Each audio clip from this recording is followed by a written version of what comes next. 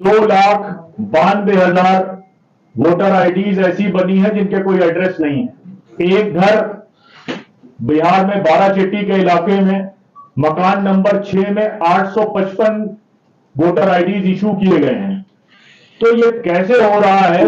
700 के आसपास एक कॉन्स्टिट्यूएंसी में एक एपिक नंबर के कार्ड जो है वो रिलीज हुए हैं। ये कि अगर कोई एक आदमी उत्तर प्रदेश का बंबई किसी काम से गया है तो रेलवे से अगर वो वापस आना चाहेगा तो 1 महीने तक तो उसको टिकट नहीं मिलेगा। तो बिहार में एसआईआर के प्रोसेस में बहुत बड़ी गड़बड़ियां मिली हैं। सबको ये मालूम होगा कि 12 राज्यों में और भी एसआईआर का अनाउंसमेंट हुआ है बिहार के साथ, जिसमें उत्तर प्रदेश जैसा देश का सबसे बड़ा राज्य भी शामिल है और उसके साथ साथ गुजरात है, राजस्थान है, कर्नाटक और तमिलनाडु है। लेकिन इसमें सबसे बड़ा जो क्वेश्चन है इस पूरे एक्सरसाइज में कि बिहार में अभी तक ये एक्सरसाइज फेल रही और उस पूरी एक्सरसाइज के नतीजे में जो गड़बड़ियां सामने आई हैं उस पर चुनाव आयोग ने अभी तक कोई बात नहीं करी,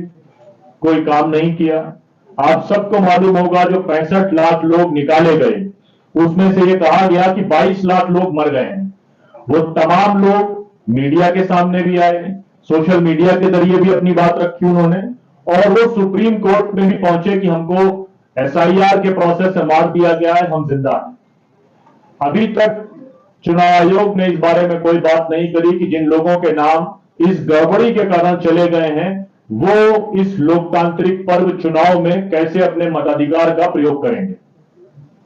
इस पूरे प्रोसेस में आप सबको मालूम है कि तकरीबन 2,92,000 वोटर आईडीज ऐसी बनी है जिनके कोई एड्रेस नहीं है, जिनमें जीरो भी मौजूद है, यानी कि एड्रेस की जगह जीरो मौजूद है। एक घर बिहार में बाराचट्टी के इलाके में मकान नंबर 6 में 855 वोटर आईडीज इशू किए गए हैं। तो ये कैसे हो रहा है? उसके बावजूद इस पूरे प्रोसेस को रिजॉल्व करने के बावजूद 700 के आसपास एक कॉन्स्टिट्यूएंसी में एक एपिक नंबर के कार्ड जो है वो रिलीज हुए हैं। तो इन तमाम गड़बड़ियों को पहले सॉल्व करने के बाद फिर चुनाव होने के बाद फिर दूसरे राज्यों में ये उम्मीद करी जाती थी कि अभी चुनाव में समय है। उत्तर प्रदेश के चुनाव में तो बहुत समय है, राजस्थान के चुनाव में तकरीबन 3 साल से ज्यादा है, उसी तरह दूसरे राज्यों में चुनाव में समय। तो इतनी हड़बड़ी में मात्र 30 दिन के समय में कैसे ये पूरी एक्सरसाइज उस स्टेट की हो सकती है जिसकी आबादी 25 करोड़ है। आप ये सपोज करिए कि अगर कोई एक आदमी उत्तर प्रदेश का बंबई किसी काम से गया है तो रेलवे से अगर वो वापस आना चाहेगा तो 1 महीने तक तो उसको टिकट नहीं मिलेगा और आप 4 दिसंबर को इस पूरी एसआईआर की एक्सरसाइज को खत्म कर देंगे। तो बिहार में एसआईआर के प्रोसेस में बहुत बड़ी गड़बड़ियां मिली हैं, जिसको रिजॉल्व करे बगैर चुनाव आयोग अगर दूसरे स्टेट में इस पूरी गड़बड़ियों को रिजॉल्व करे बगैर दूसरे स्टेट में कर रहा है तो हम इसका विरोध एपीसीआर भी सुप्रीम कोर्ट में पार्टी है, उसका तो विरोध हम करेंगे ही करेंगे सुप्रीम कोर्ट में।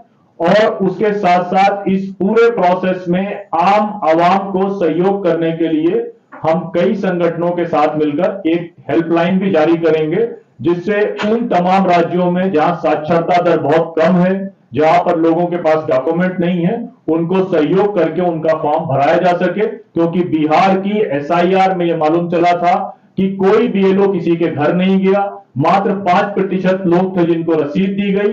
लोगों को पता चला कि जब वो फॉर्म भरने गए तो बीएलओ ने उनके फॉर्म भर दिए, कौन सा डॉक्यूमेंट लगाया किसी को नहीं मालूम है। तो ये पूरा प्रोसेस एसआईआर का भी अपने आप में चुनाव आयोग के ऊपर सवाल खड़ा करता है। बिहार के चुनावों में आज से 2 दिन पहले तक, यानी कि चुनाव की घोषणा हो जाने के बाद तक 10-10 हजार रुपए सरकार के द्वारा महिलाओं को ट्रांसफर किए गए, जो कि चुनाव आचार संहिता का खुला उल्लंघन है। लेकिन उसके बावजूद भी चुनाव आयोग खामोश है। तो ये पूरी जो प्रक्रिया है वो चुनाव आयोग पर सवाल पैदा करती है।